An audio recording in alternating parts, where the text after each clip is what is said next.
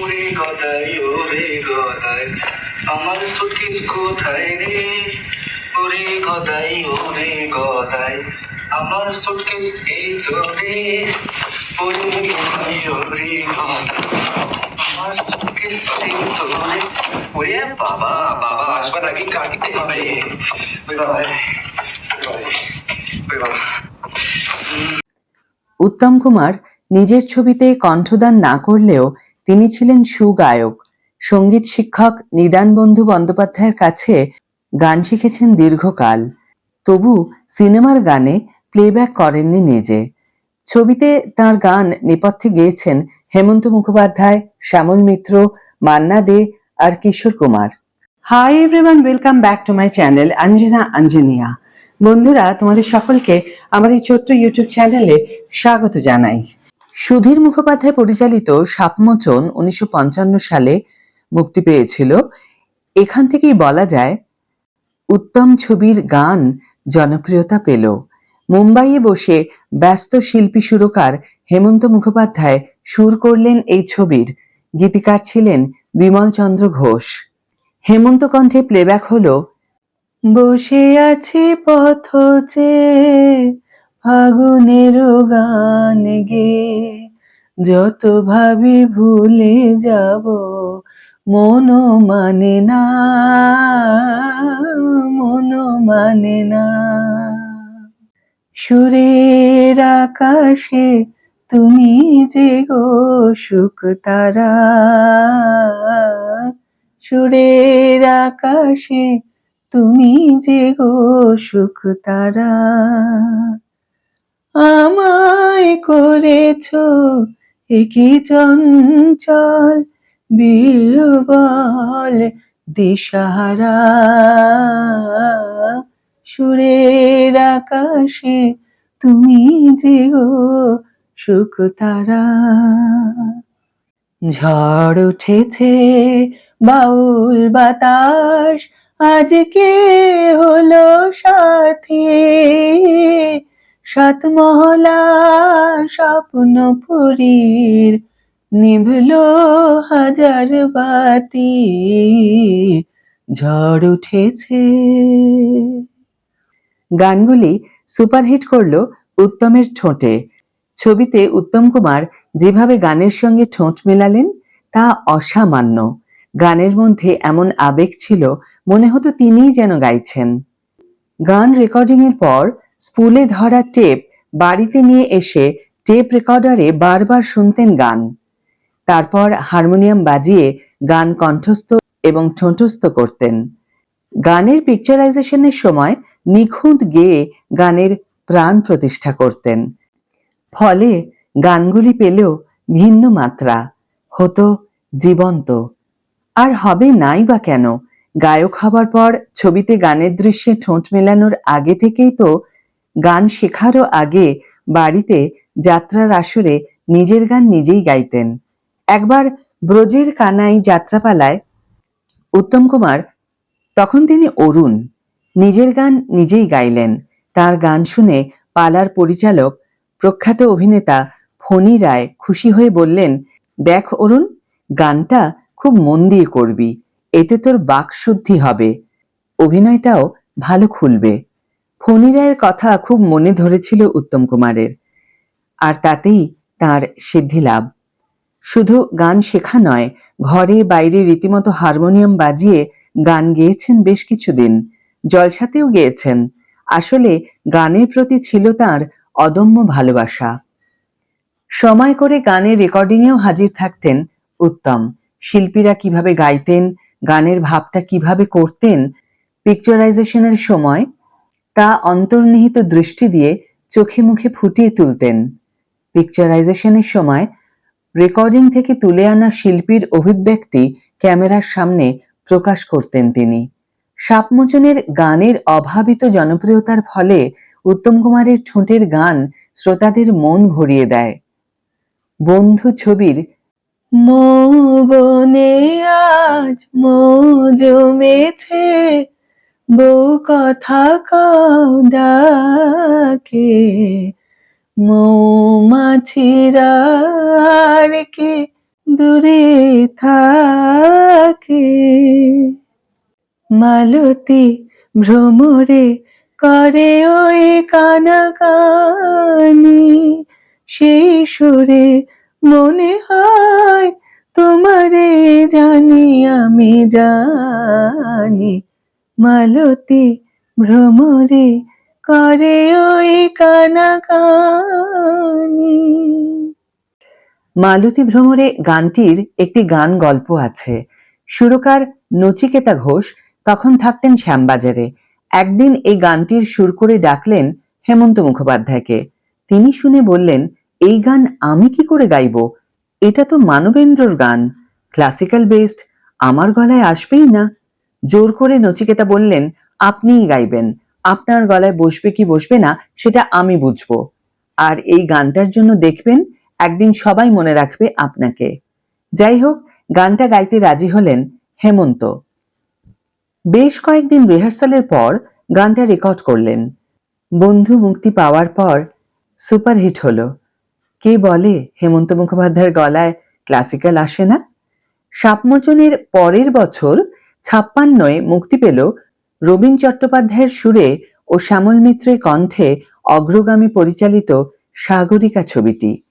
এই ছবির বিখ্যাত গান, আমার স্বপ্নে দেখা রাজকন্যা থাকে 7 সাগর আর 13 নদীর পারে, ময়ূর পঙ্খী ভিড়িয়ে দিয়ে সেথা দেখে এলেম তারে 7 সাগরের পারে।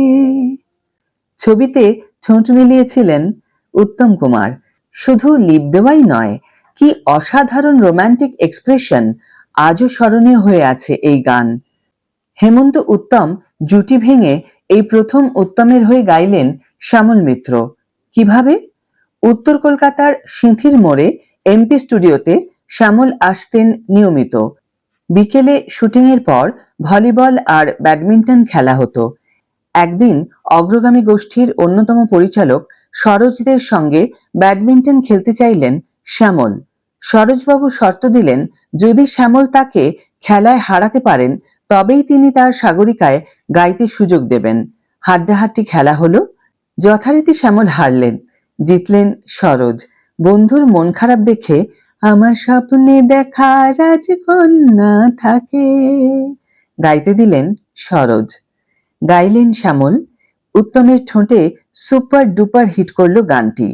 নায়কের সঙ্গে গায়কের কণ্ঠস্বরের অমিল থাকা সত্ত্বেও শুধু গানের কথা, সুর আর গায়কের জাদুতে স্বপ্নে দেখা রাজকন্যা আজও মোহিত করে শ্রোতাদের। বাংলা সিনেমার রোমান্টিক গানে জোয়ার আনলো উত্তম কুমারের বহু ছবি, যেমন ইন্দ্রাণী ছবির নীড় ছোট ক্ষতে নেই আকাশ তো বড়, এ মন বলা কামড় অজানা রাভানে চঞ্চল পাখা মেলে ধরো, নীড় ছোট ক্ষতি নেই আকাশ তো বড়। আর সূর্য ডোবার পালা সে যদি আসুক বেশ তো, গোধূলির রঙে হবে এ ধরনী স্বপ্নের দেশ তো, বেশ তো, বেশ তো। গানে ভুবন ভরিয়ে দেবে ভেবেছিল একটি পাখি, হঠাৎ বুকে বিঁধল যে তীর, স্বপ্ন দেখা হলো ফাঁকি। গানে ভুবন ভরিয়ে দেবে ভেবেছিল একটি পাখি।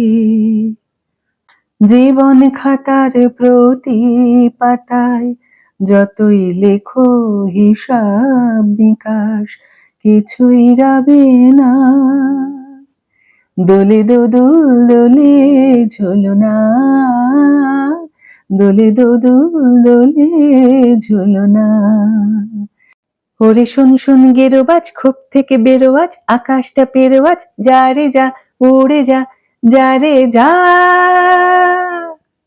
ক্ষতি কি না হয় আজ পড়বে, মিটেরিয়া মেডিকার কাব্য, মিটেরিয়া মেডিকার কাব্য, মিটেরিয়া মেডিকার কাব্য, ক্ষতি কি না হয় আজ পড়বে। পথের ক্লান্তি ভুলে স্নেহ ভরা কোলে তব মাগো, বলো কবে শীতল হব, কত দূর আর কত দূর বলো মা। তোমার ভুবনে মাগো এত পাপ, একই অভিশাপ নাই প্রতিকার, মিথ্যারি জয় আজ সত্যেরও নাই তাই অধিকার। আমি যে জলসাঘরে বেলোয়ারি ছাড়, আমি যে জলসাঘরে, আমি যামিনী তুমি শশী হে, ভাতিছ গগন মাঝে। কে প্রথম কাছে এসেছি, কে প্রথম চেয়ে দেখেছি, কিছুতে পাই না ভেবে, কে প্রথম ভালোবেসেছে, তুমি না আমি। আমি আগন্তুক, আমি বার্তা দিলাম, কঠিন অঙ্ক এক কষতে দিলাম। পাগলা গারদ কোথায় আছে নেই বুঝি তা জানা, পাগলা গারদ কোথায় আছে নেই বুঝি তা জানা, এবার মলে সুতো হব, তাঁতির ঘরে জন্ম লব, পাছা পেড়ে শাড়ি হয়ে দুলব তোমার কোমরে, তোমরা যে যা বলো আমারে। হাজার টাকার ঝাড় বাতিটা রাতটাকে যে দিন করেছে, তারই নিচে বাইজি নাচে, ঠুমরি গানের টুকরো ছুঁয়ে, হাজার টাকার ঝাড় বাতিটা। যেমন সাপিনীকে পোষ মানায় ওঝা, যেমন সাপিনীকে পোষ মানায় ওঝা, তেমনি ভালোবাসাকে পোষ মানায় এই রাজা, তেমনি ভালোবাসাকে পোষ মানায় এই রাজা, ভালোবাসা তার প্রজা, সাপিনীকে পোষ মানায় ওঝা। সেই বাসরণে বাঁশরিণে ভোরে যে হয়ে গেল, দেখুক পাড়া পড়শিতে কেমন মাছ গেঁথেছি বড়শিতে, দেখুক পাড়া পড়শিতে। উদাস বাউল নেই কো বাউলার, ভোলা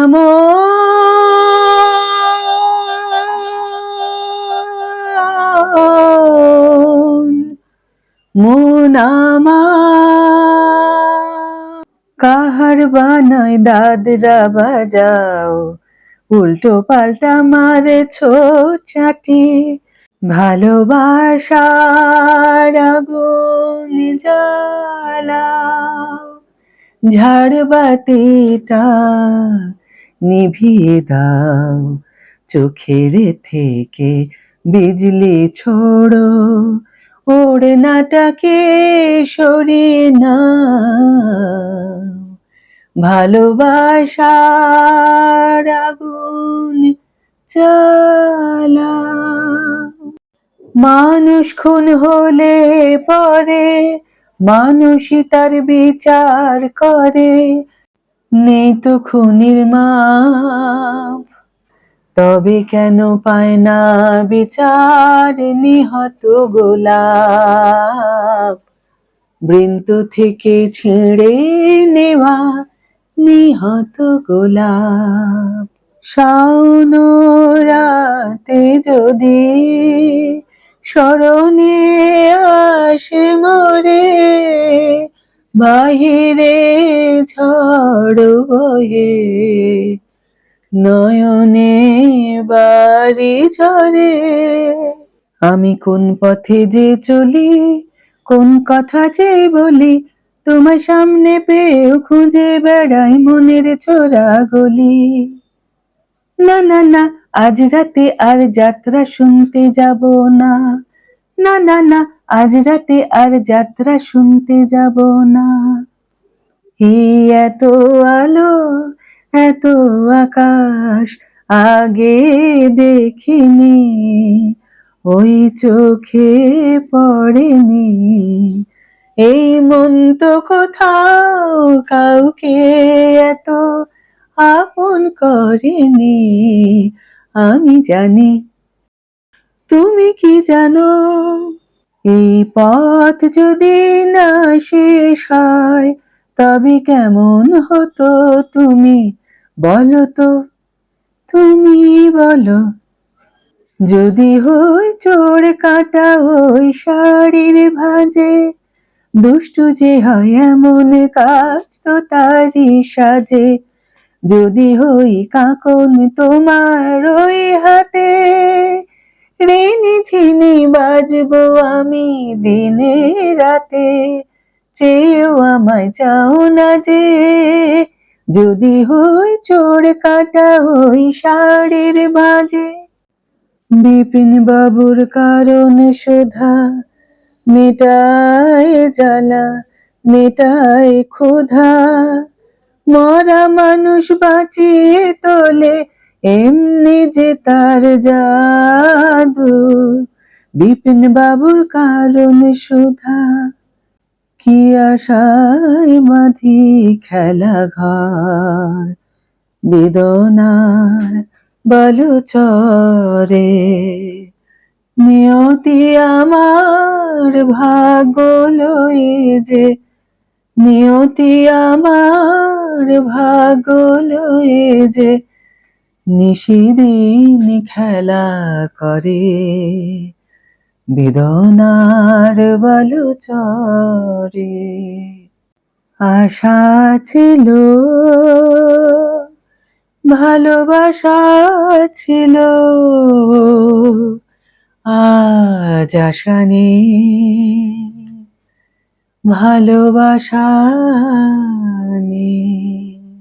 ইত্যাদি গানগুলো। সপ্তপদীর এই পথ যদি না শেষ হয় গানটির রেকর্ডিং এর সময় হেমন্ত মুখোপাধ্যায়ের সহগায়িকার গাওয়াটা কিছুতেই পছন্দ হচ্ছিল না। গানের অভিব্যক্তি আসছিল না গলায়, অথচ হাতে সময় নেই। সেদিনই রেকর্ডিং শেষ করে তাকে মুম্বাই যেতে হবে। তখন দুপুর 2-2:30 হবে। সন্ধ্যা মুখোপাধ্যায় ডাক পড়ল গানটি গাওয়ার জন্য। তখন বাড়িতে ঘুমোচ্ছিলেন সন্ধ্যা। কি করবেন, হেমন্ত তাকে উপেক্ষা করতে পারেন না। ঘুমন্ত অবস্থায় চলে এলেন সন্ধ্যা স্টুডিওয়।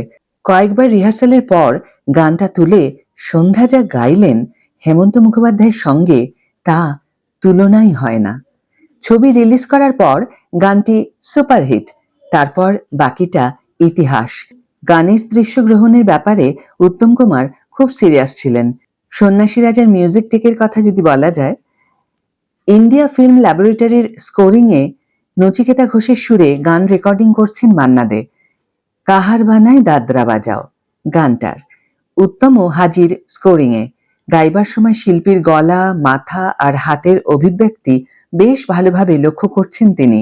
গানের একটা অন্তরার শেষে মান্না দে হঠাৎ বেশ জোরেই বললেন, আহ!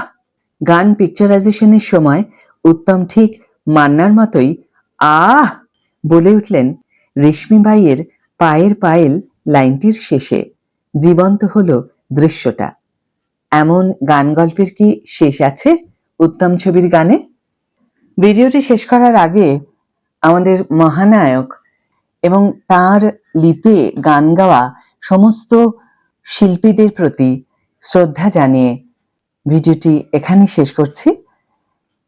ভিডিওটি যদি ভালো লেগে থাকে তাহলে অবশ্যই একটা ছোট্ট করে লাইক দিও, শেয়ার করো বন্ধুদের সাথে, কমেন্ট করে জানিও তোমাদের মতামত। যারা এখনো আমার চ্যানেলটিকে সাবস্ক্রাইব করনি তারা অবশ্যই চ্যানেলটিকে সাবস্ক্রাইব করে আমার পাশে থেকো। আর যারা অলরেডি সাবস্ক্রাইব করে দিয়েছো তাদের জন্য আমার অনেক অনেক অনেক ভালোবাসা এবং অনেক ধন্যবাদ। আজ তাহলে বিদায় বন্ধু, দেখা হবে পরের ভিডিওতে। ভালো থেকো, সুস্থ থেকো, সঙ্গে থেকো।